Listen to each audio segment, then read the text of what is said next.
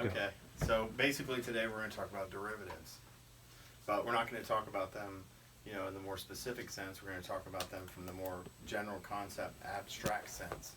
And basically, years ago, my dad said, "Oh, why don't you look into trading options?" And I started looking up, and it was like one of the most challenging subjects I ever really approached, and that's why I sort of gravitated towards it. And I think, not just for making money, I think, more generally, I got a lot more out of it than just making money, because there are certain attributes of options and derivatives that, help you make decisions in your normal everyday life and your financial life, So anyway, basically, I'd love to ask you guys a little bit, if you know anything about this stuff, interject. But, basically, an option, is a contract, right? And, these things are traded over an exchange. But in the most simplistic form, it's basically like if me and, Daniel here had a contract, and it had an underlying instrument, and we were making a bet on the underlying instrument, And so there's details about that, but I don't want to go too much into it because there's calls and puts and all kinds of different kinds of derivatives. But there are a lot of, there's a lot of detail about it, and I don't think we'll have time to go into that. Maybe we'll do it a little bit afterwards. But basically, when we're talking about, this subject of options and optionality, right? When you go to do something in your life, right, you're going to go to school, or you're going to go invest in some kind of business, you're going to, you're going to have options, right? So like when you go to school, you're hoping to increase your options, So if you go and then you're going to think about what you're going to go to school for. So say I want to be a doctor, right?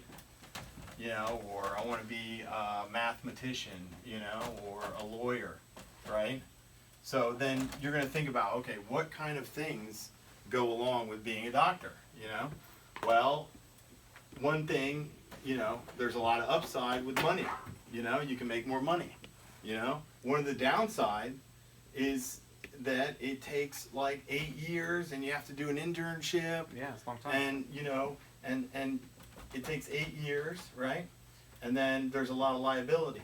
Can we move the chair for The you? insurance, yeah, that'd be great. Yeah, So I know it's in the way. Sorry. Yeah.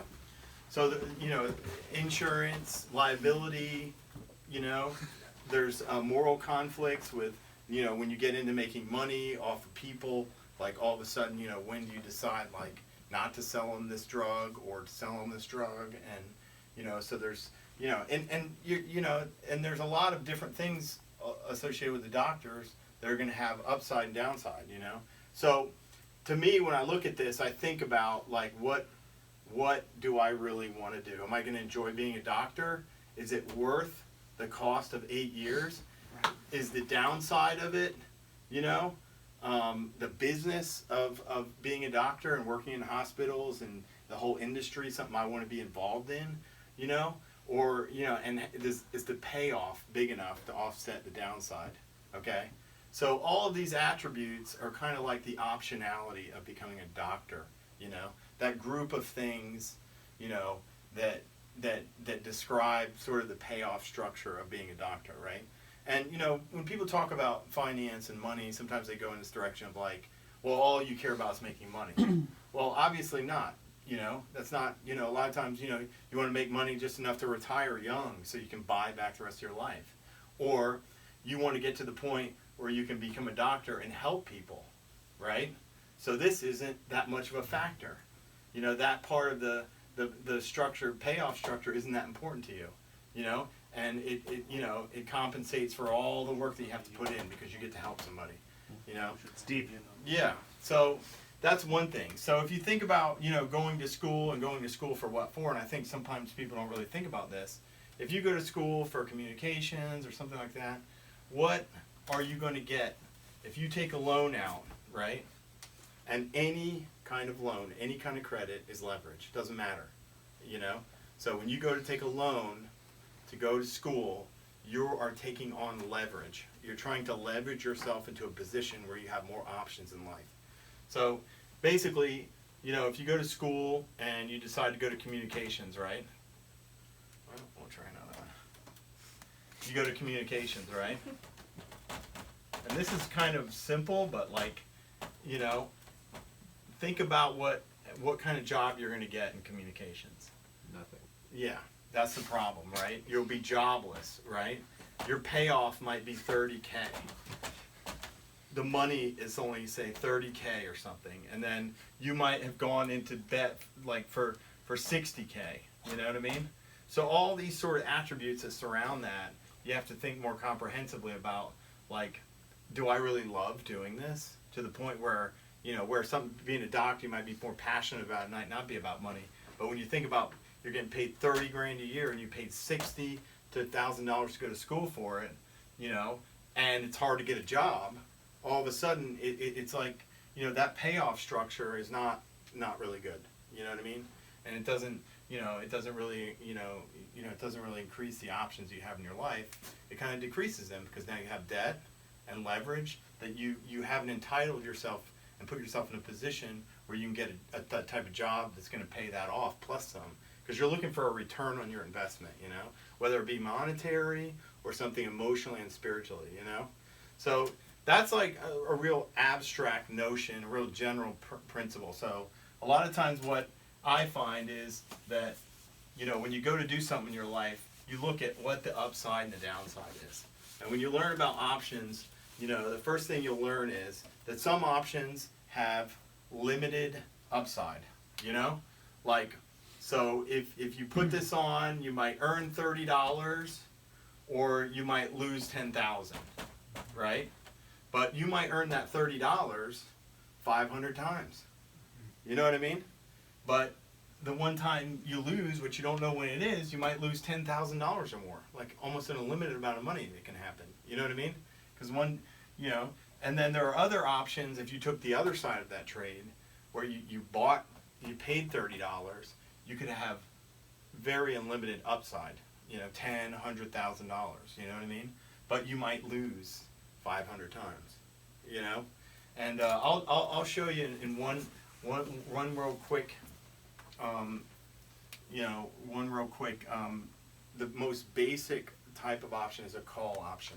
And what it means is that it's all about rights and obligations, okay? So when you buy a call option, you are, you know, buying the right but not the obligation to call or to get that stock. You know what I mean? To buy it. So basically, you know, if we have a stock, we're going to deal with real round numbers here. So if you have a stock, right, and the stock moves around real randomly, but the strike price, the agreed upon price is $100, right? And say it's trading at $95, the price level of $95. That's where it's at right now, you know? And you're buying the right to buy it at 100. You say, well, you know, why would you do that? Because you only have to pay, you know, the difference and a little bit of premium, right? And so say you pay $5 right there, and that $5 right there is going to be your break-even point. So if the stock right now was going up like this, and right now it's at 95, and you speculate it's going to continue to trend up, right? There's a rate of change here, right? So if this is going up at a certain rate, right, you might think that you're going to make money by buying this call option. And the call option will go up in value, or like the stock at expiration. Because one thing you have with options, you have a strike price, you have an expiration date, and you have the price, right? And the price is based on the market value, like, you know, basically like stocks are, in the sense that, you know, it's the aggregate view of the market on that particular instrument. So, but you never, if it's for, this is 100, and say this strike price, you're buying the strike price of 100, right? Let me think about this real quick. Okay, the strike price is 100. You pay $5 for the option to buy at 100. Okay, and this is the example. So it's trading at 95. You wake up in 3 days, right? And now the stock has went up to $120. Okay, so now you paid $5 for this, right? Your break-even price at expiration was 105. It was the price of the option on top of the strike price. Okay, so what you would make on that at expiration is your cost is $5, and now it's trading at 120. So if you traded out of it, you would make at least $15 because you're making the difference between the strike price and the current price, which is 20 minus your cost, which is the purchase of the call option. So that's the very basic, that's the first thing that you would learn when you learn about options. And anything can happen here, right? So if this starts to slow down and instead of going to 95, it only makes it to 93 and it gets near expiration, this call option is going to lose price, and right at expiration it's only going to be worth, it's not going to be worth anything. It's not going to be worth anything. So you lose your $5. You'll lose, but you lose only your $5. Right. Okay? So when you buy this options contract, you're buying the right to buy 100 shares. And all you have in downside is the premium you put out, that $5. That's all you can lose. But Why? you look, I mean, the stock could go up. What? Why doesn't it go to $12? Why don't you end up losing $7?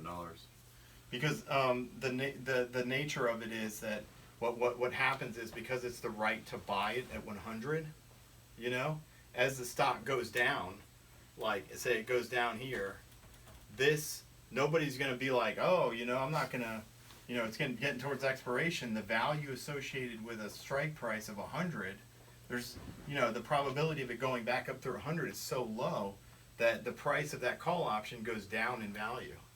But so you're never losing money. You lose the money a lot of times when you call options because you can be right on price, right? And it keeps going up, but it expires at 93, which is below your strike price. So there's no intrinsic value. It has to expire above 100 because what you're going to end up doing basically is you're going to call the stock, right? You're going to say, okay, I want that. I bought the right to buy it at 100, so now I own it at 100, right? But now it's trading, like we said, at 120, right? Now I can sell it immediately. But you just said, sorry to get stuck on this, but no, you're fine. Like you're only losing what you invest, right? So you invested the $5. That's all you can lose. That's the worst case. Yeah, that's the Because worst you have an case option scenario. not to buy it. If Yeah, it you're not doesn't- if it obligated doesn't to buy it. reach So you $100. never completely lose money, right? Well, you lose the $5. You lose only the what you $5. invest. Yes. Only what you it's invest. controlled. Okay. Yeah, because the thing is, if you put the $5 up there, you're not obligated to excise it and take the stock on it. If it never goes up, you're no way you're going to So excise you can't it. ever go in debt from it, right? Like. Well, in- the in problem debt to is the it's a company. type of leverage. It's a type of leverage. So instead of, say, let's figure this out real quick, okay, with these same numbers. So we're going to buy a call option, right? And it's going to cost us $5, right? And that is the option to buy 100 shares of stock, okay? Okay. Okay, and remember we were trading around $100. So 100 shares at $100 is $10,000. Okay? So now instead of and there's a multiplier, it's not just $5, right? You multiply it, by 100? Yeah, 100 and you get 500. Right? So that $5 represents because you see, this is 100, you multiply that, you get this is 100, you multiply it by 100 shares, you get 10,000. And the thing is, you're always talking about in terms of the contract's always 100 shares typically. Typically. So, they have to yeah. be- It might be different sometimes. But usually so it's 100. Usually it's 100. So when you say I bought this for $5, yeah, you bought one contract for $5. One contract represents 100 shares. So you have 100 times 5, that's $500 you have to put up to buy that. Okay? But you potentially have control over $10,000 worth of stock. So when the stock goes up, remember we went up from 100 to 120. It went up $20, right? In this case, right? In this case, you have to think about terms and contracts. So you have 100 shares times 20, that's $2,000, right? That's a So- substantial cost as well, right? Yeah, and you have to subtract your $500 cost, right? Yeah. But think about this. Now, you made $1,500 on that transaction. That's 3 times the amount of money that you put up. Okay? Now, think about if you had to put up the $10,000.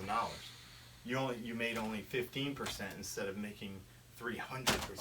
Leverage. You know what I'm saying? That's where the leverage factor comes in. So, that's the basis of trading options. Is it limits your downside, and a lot of times it creates like a structure in which you can put out a small amount of money and get a huge return. You get a control over a lot of shares of stock without having to put up the total amount, And obviously, it's not a free lunch, right? It's going to cost money. You know what I mean?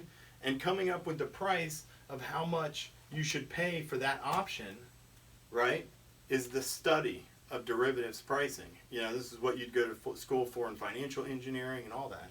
Because it's really based, if a stock looks like this, like doesn't move much, and the variance is real low, right? You can't imagine that the options are going to be really, really expensive, because the probability of it going up like this and down like this are going to be really low.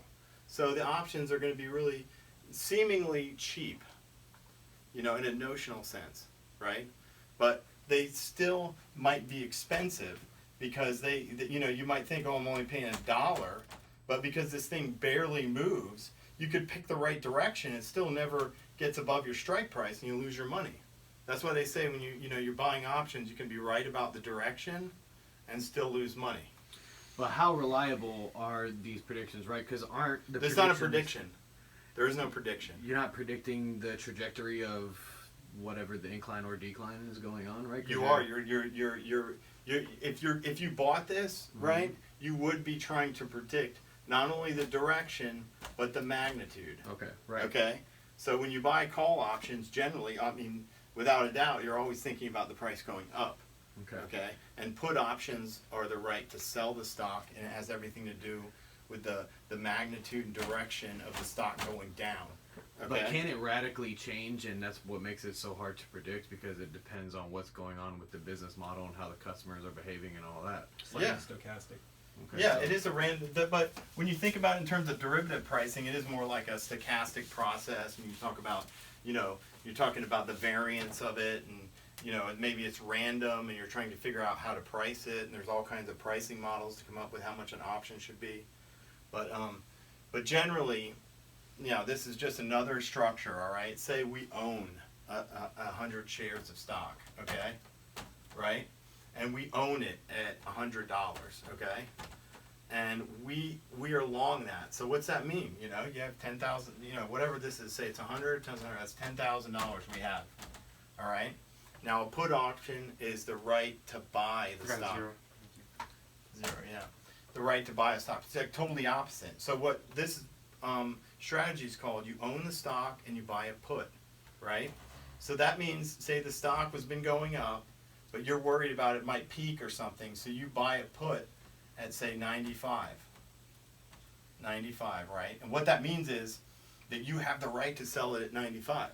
You wouldn't want to sell it at 95 right now, but you're buying protection for all the downside below this. Because, right, if it goes to $50, like somebody's, cheating on their taxes, or, there's fraud going on or whatever, and all of a sudden the stock goes down to $50, right? You guys got cut in half. But now it's you're all only guess, worth right? $5,000, right? But when you buy that put, right? When you buy that put, you'll always have the option, the right to sell it for $95. But So you're limiting your loss to that $5 plus the premium paid for the option. it's always a guess, though, right? There's no strict mathematical way to make any of these predictions, right? Because you're guessing or feeling it out on whether or not it'll peak, but you could be wrong easily, right? So it's more like Very a gamble easy. and a guess. Yeah. than- But I think you're thinking about it in terms of like coming up with a model, right, to describe direction, okay, and to try to figure out like what you would do with options to try to figure out the direction it's going and the magnitude, right? But you can't really do that because it's dependent on so many variables that can Right. change at any moment. So you Yeah. can't make a predictive model that's sustainable. Right, So what you can do is you try to eliminate the risk. right. You try to eliminate the risk. Your risk. So if you can't afford for it to go down to $50, you buy this option. And the option right here, if it's trading at 100, it's always going to be more than $5. Say it's like $7 or something. So you pay $7 for that. You know, it's always going to be more than the difference between the current stock price and the strike price. Always. There'll be a time premium there that erodes off over time, and if the variance goes down, it decreases. But so you're going to pay $7 to have no more downside than $95. But what else does that mean? That your total cost in this is now the $100 plus the $7. So realistically, you want the stock eventually to go up over 107 to make money.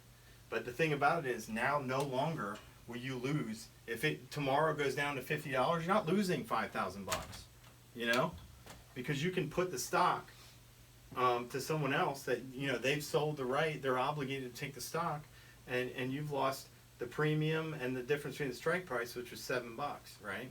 So you've lost $7 on the 100, which ends up being 700. So instead of losing 500, you know, you're down $5,000. You're only down $7,000. I mean, you're only down $700. So that's called a married put, and basically enables you to hold the stock, you know, and buy downside protection, you know. And the thing about it is, when you get into predictive modeling and stuff, what you're kind of inquiring about, like, I don't do that, okay?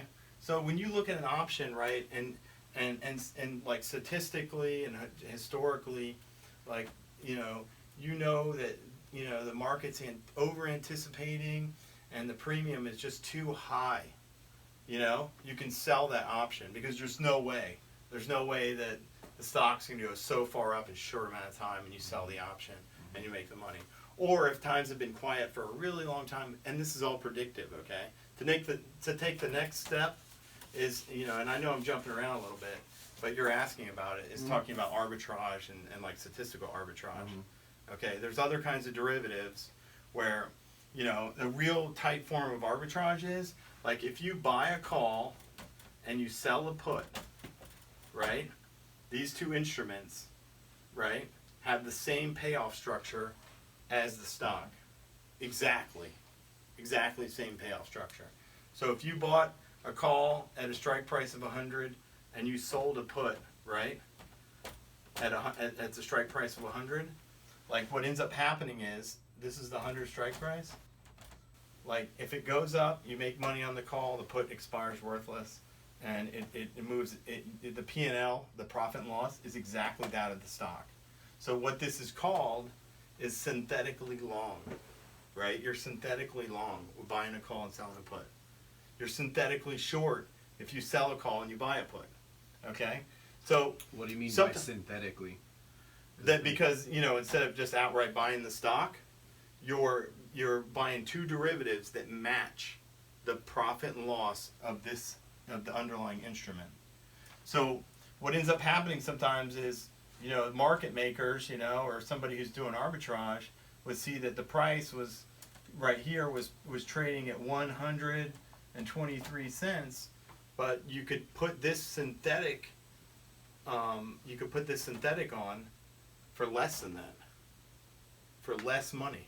This is a fungible kind of product, meaning, like, it shouldn't matter if you do this or if you do this or if you buy the stock. It shouldn't matter. The profit loss should be the same.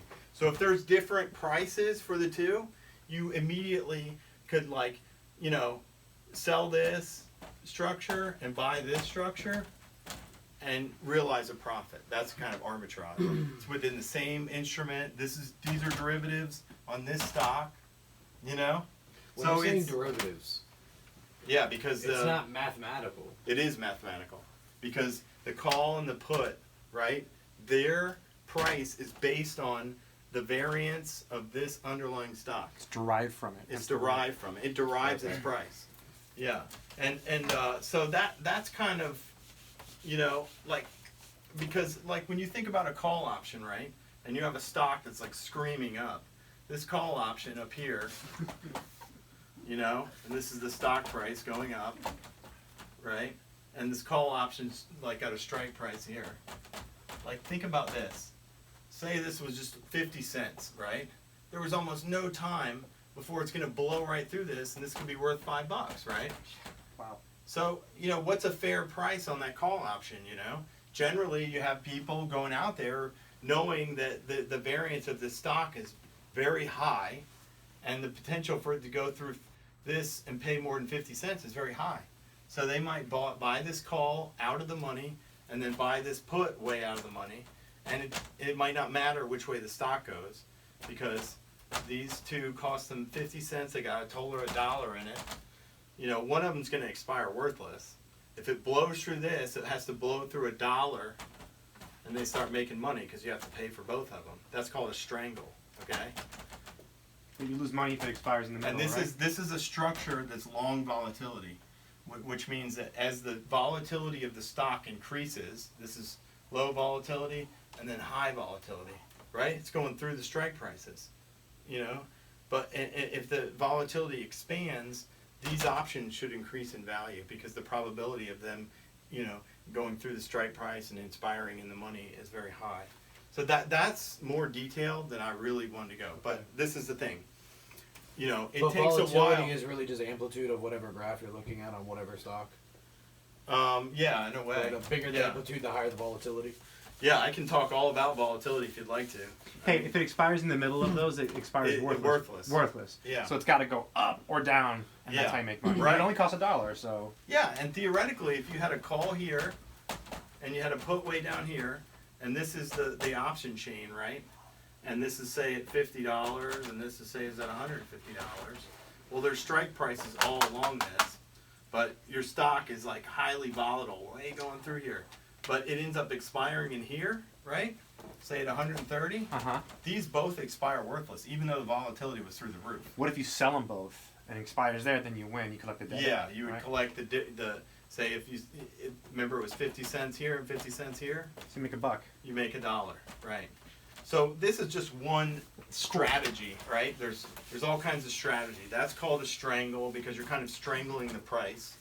And then there's a straddle, and then there's butterflies, and there's so many different kinds of structures that you can put on to put different expressions on, you know, And to you limit have your because upside. of the variability. You have to come up with all different kinds of structures to try and find ways To make to money. contain and to make money and to have any kind of even if some small predictive capability, right? Like Yeah, the thing about it is this wouldn't be relative to predicting, you know, anything at all. It would be an instrument that once you have a prediction on price and magnitude, you would find one of these expressions that best fits your predictive model, and then you would put it on. right. You And know? you're trying to guess based off of that.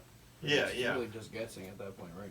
And hoping. Yeah, right. Especially if we're all just guessing, right? You know what I mean? We're guessing that, you know, if we go to school, like, we're going to get a better job, you know, all that kind of thing. And we all gamble. Right, we all gamble. I don't right? mean it in a negative way. I'm just No, saying no, that I know, right. and I'm not trying to be defensive about it. I don't really mean it that way. But yes, there's always going to be a speculation, right?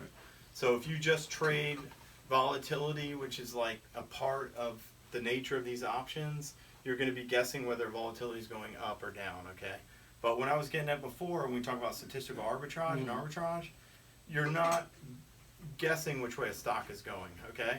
So if you have an exchange over here, let's call it the American Stock Exchange, right? Okay. And then you have the New York Stock Exchange, NYSE, okay? And there's Apple trading over here, right? Okay. And there's Apple trading over here. Some big player comes in, right? And say it's trading at $100, okay? Without a decimal. And some big player comes over to the American Exchange and puts in a huge order, and the price goes up to this. By big player, you mean rich people. Yeah, or, you know, mutual funds or whatever. No kidding. Anybody can spend a lot of money. Yeah, anybody who Got it, you got know, it. because at some Right. point, if Wait, you is this buy supposed to enough be of a 102? stock, it will move the price. Right. Okay? So it moves the price up to 102. A market maker comes along. These are exactly the same product, right? They're just traded on a different exchange.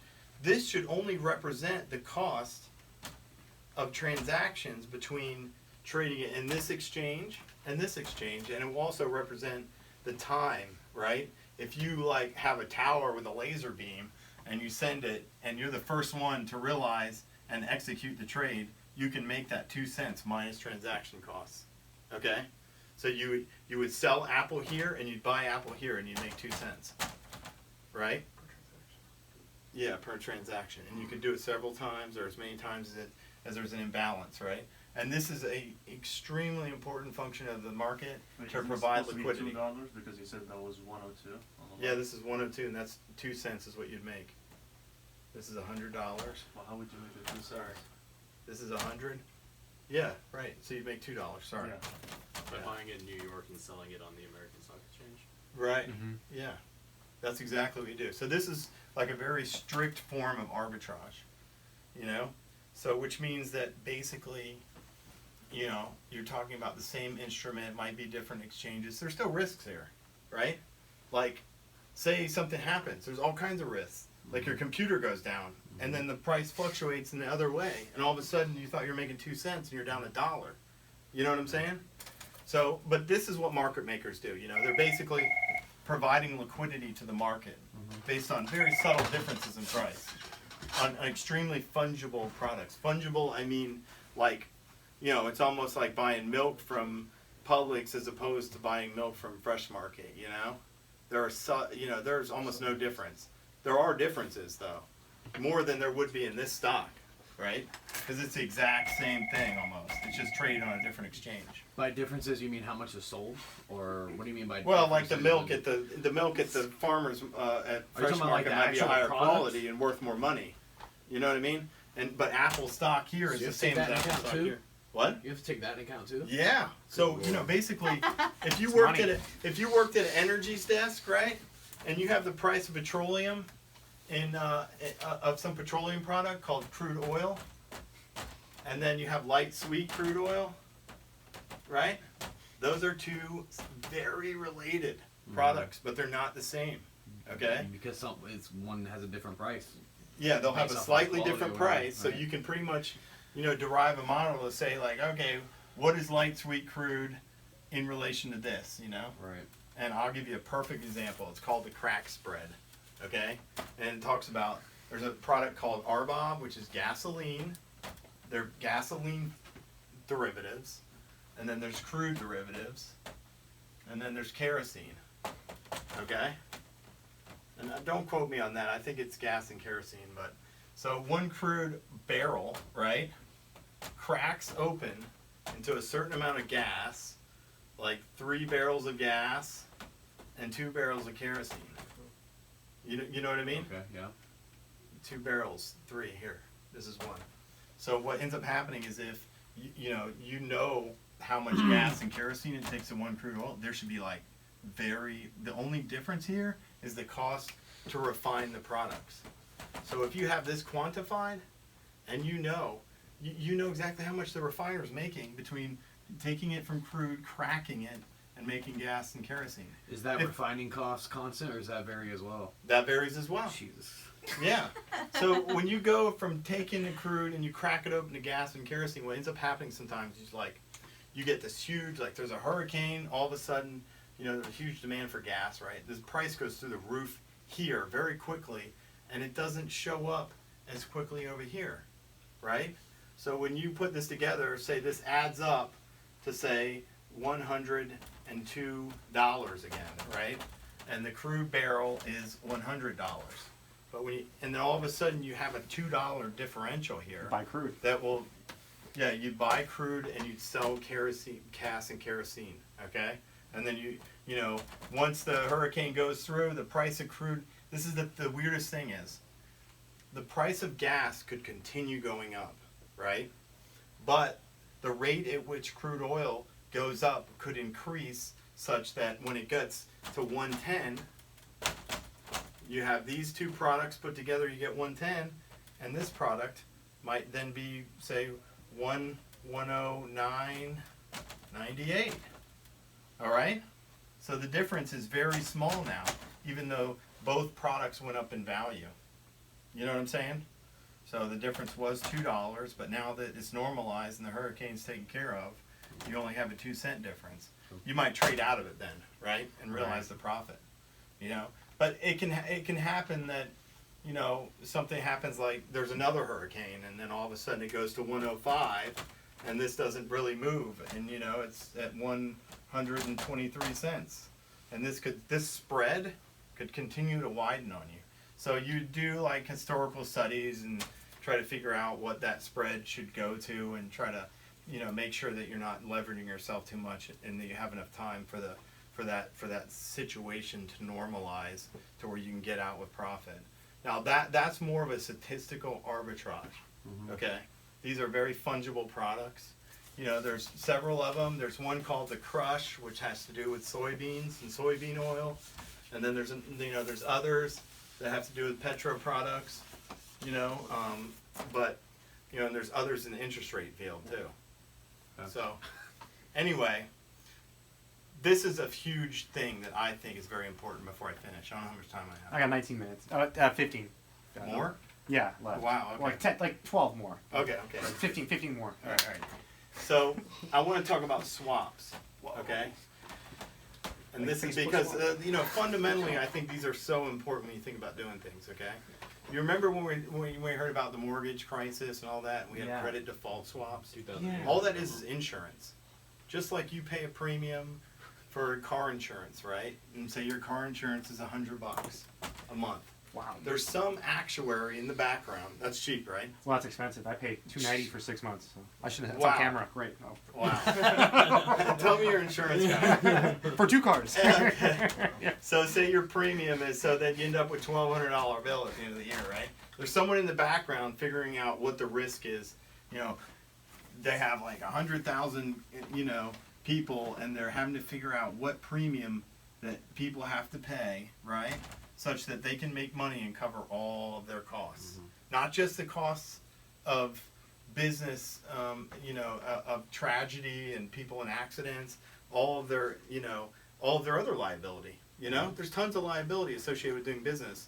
And they say like in casinos, like it's such a casino is you go out and play a game, and it's very well defined. When we talk about derivatives and all that, it's not super well defined. Anything can happen. Right. But in a casino, like when you spin the roulette well, you know what I mean? It's not going to land on 2 numbers. Right. You know what I mean? It's very easy to calculate statistics on that. Right.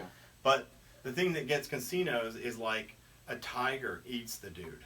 You know what I mean? In front of the audience, and no longer nobody shows up anymore. Right. That's like, kind of a black swan or very rare event that they weren't figuring in. Or shootings and stuff like that. Yeah, right? shootings, all that kind of stuff. Those are kind of like tail events. And when I say tail event, a distribution. Something that you can't predict. Way out here, we have such a few amount of observations out here. What can we say about those observations? We don't know. One might end up out here one day and change the shape of the distribution completely. Yeah. There's so few observations about those tail events. So, and some of the things, that's why options are so good. Like a tail event happens, and you bought a put, and it goes to $100 in the money, and you only bought it for 50 cents or something.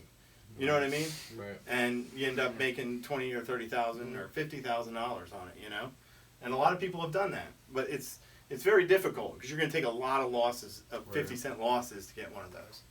But anyway, back to swaps. This is like one of my most important things, because we talked about credit default swaps. We're doing insurance, all this stuff, and there's actuaries in the background trying to figure out all the costs associated with the business.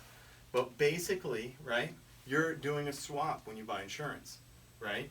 You are no longer taking the risk of your car getting messed up and having to put out the money. They are taking the risk away from you, so you're swapping. And there's always like, you're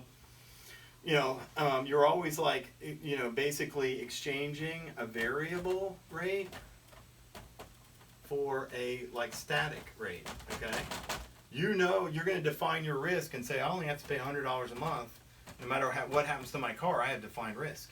Okay.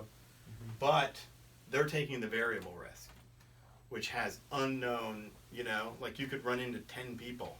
Yeah. And then all of a sudden they have 10 people filing insurance claims. Right. Hit a Tesla, right? Done. Yeah, boom. You hit a Bentley and then you back up into a Ferrari. You know what I mean? Bad news for the insurance company. So the variation of their position, the variation of their position could be huge. So they got to figure all that out to be able to figure that $100 a month premium is going to cover all of that variation and profit and pay their employees and all the rest of that stuff. So that's what actuaries do. And that's more about what derivatives pricing is really about.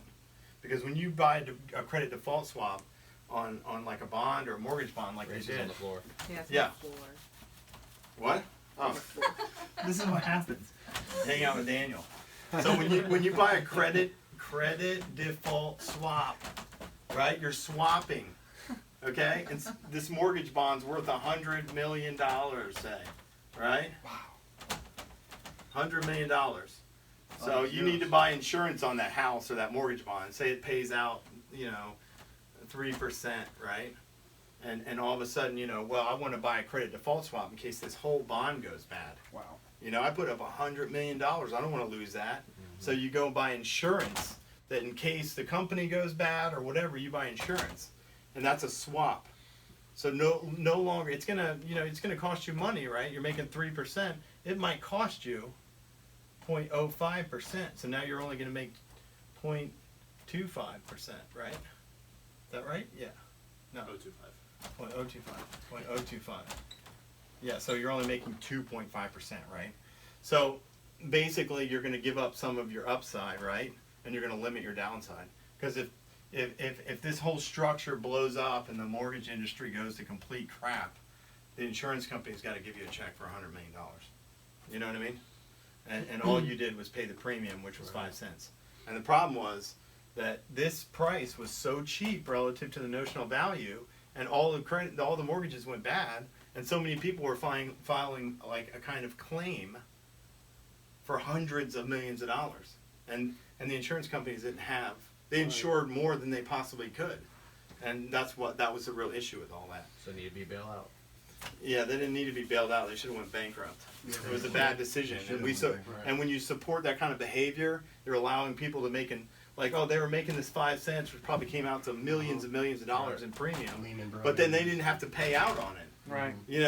And so when the government comes along and bails them out, what the hell? They took an income all along. Yeah. They took all this risk, and now we basically socialized the losses and took public tax money and paid them back, for their mistakes. So anyway, but It's corporate socialism.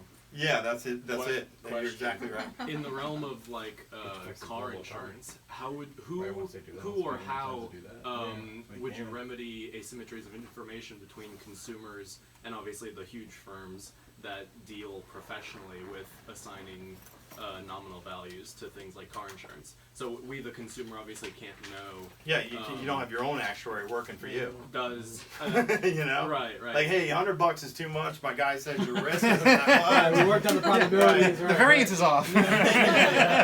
Your model sucks. My model's better. You can make more money. I can get savings. So I guess the question is it just a matter of competition between firms allowing consumers to choose what companies to buy car insurance from, or does the government get involved with sort of rating who has the most accurate or the most fair prices? Because we as the consumer could get totally gypped if the firm is just coming up with numbers and it's way more expensive than it actually has to be. If that makes Right. sense. And what the government does is require you to have insurance, right? So you can't go without insurance. Right. So what that means is you're automatically forced into a market. And your only option is to educate yourself at that point, right? Yeah, to find a better Right, price. I The guess competition that's my helps, question. Okay. but there is no option not to get insurance. Right. But I don't know that you could. I don't know that you could come up. I don't know what you could come up with like an idea of how to, basically, you're asking me, if I'm trying to clarify this correctly, that, how do we know if we're paying too much? Mhm. Like, we don't get to see how they're modeling all that and how much money Right. they're making. Really, Right. you know what I mean? Could there be an emerging, or not an emerging, that implies it will happen, but is there maybe space for a market of individuals who would determine that and suggest one company over another? Yeah, like a ratings agency Yeah, for yeah, insurance exactly. companies. Insurance I'm rating sure, agencies. I'm sure. The problem with, taking on insurance is, and this goes back to swaps, is, remember, they're taking the variable rate, right? Mm-hmm. And let's go to house insurance, because it's much like mortgage bonds. You have a house, right? And they're like, we're going to insure this house, so I'm no longer going to say this house is $100,000. I'm no longer taking the risk of losing this $100,000 house, but I have to pay a $100 premium every month, right? So I limited my downside, right? And I don't have unlimited I have unlimited upside too. If the price of the house goes up, that's fine. The price of the house goes down, doesn't have anything to do with it. But that $100 limits the loss of fire or any of that stuff. But the problem comes in when say the whole neighborhood or the whole county burns down or something like that, and now the insurance company hasn't held enough money to pay out, 10,000 of these kind of things, so that they have to measure the risk of that. And a lot of them go into what they call the reinsurance market to insure for like super catastrophe kind of shit, like the hurricanes or the floods. California fires. Yeah. Like that, right? So if onesie twosies need to get paid off, no problem. But if there's some kind of hurricane or flood, they go to reinsurance, and the reinsurance pays off. And those reinsurance guys have to know a lot about like the very small end of the distribution of things that can happen. So they have to do the same thing, but for way more variables. Yeah. Right, and for larger structures. And for less known variables out Right. here in the tail of distribution of things that can happen. Mhm. But so anyway, I'm swapping responsibilities and obligations and rights, with this stuff. And swaps are very important because when you make any transaction, a lot of times, when you buy a house or when you buy a car or whatever, it's not necessarily like a swap, but if you buy a lease and all that kind of stuff, those are things that have, that have values associated with them. But I'm thinking about, like the best thing I can tell you is like, with mortgages, when you buy like a variable rate interest, you're taking on the variable risk, and they're taking on the fixed rate, And if you think insurance, if you think interest rates are going to go up, you shouldn't be in a variable interest, mortgage. You should be in a static interest rate and let them take the variable risk, And it doesn't mean they're taking on the variable risk. They might buy a derivative that offsets the risk, and they make the spread, and that's it. And they're doing some kind of arbitrage. You know what I mean? So, anyway, I think swaps are kind of an interesting notion because, I'm no longer taking, all of this risk that I don't have to, but I'm giving up something for it, So that's what swaps are all about. And they're a type of derivative, and there's pricings relative to them and stuff. But that's like a little bit of a primer. And, generally I want like everybody to think about things when you make decisions financially. Like when I buy an older car that's a 2003, okay, what is it doing for me? How much does it cost? What are the downsides? When you buy a 2018, right, how much disposable income do I have, and how much more am I paying for this, and how much am I going to lose over a short amount of time relative to how much I'm going to lose in that 2003, Yeah, 2018 4Runner is really nice, it looks good and all that, there's value associated with that. But you buy a 2003 for $5,000, and you could own it for 10 years and only lose $2,000 on it. And your 2018 can depreciate in 2 months. Yeah, you go off the lot. Like 2 months. You go off the lot and say you paid $45,000 for this really nice 4-wheel drive. You go off the lot, no way, you're down $10,000. More than you could ever lose on an older car that produces the same utility. Yeah. So that's the kind of thing, and unless you make, millions of dollars, what am I wanting to lose freaking $10,000 for right when I walk off the spot? And it's not that important to me that I have like a perfect car that looks great. It's all about the functionality and the utility to me, And Totally. those are the kind of the ways that I think, okay, when I go to do stuff. And that's where like now I haven't lost all this 45,000. I've got a boat, I've got a truck, I've got a car. Got four cars. Yeah, that are not depreciating. Yeah, right. And then- go out to dinner every day for like. Yeah, Right. yeah. So, that's the kind of, like, that helped me so much. It seems like so simple, but when you talk about upsides and downsides and, responsibilities and the options of getting into a position, that those kind of things when you make decisions make all the difference as to whether or not you're going to have time, whether you're going to have a good relationship, whether you're going to, all kinds of things, you know what I mean? Because it could be like, oh, the girl's really attractive, but she's totally crazy. You know what I mean? It's like limited upside. Big time loss. Can you buy put options? Big time limited You get a married put. Yeah. Hypothetical, right? Yeah. Shoot, I guess we should stop it, right? Yeah. Yeah. All right, thanks. Yeah.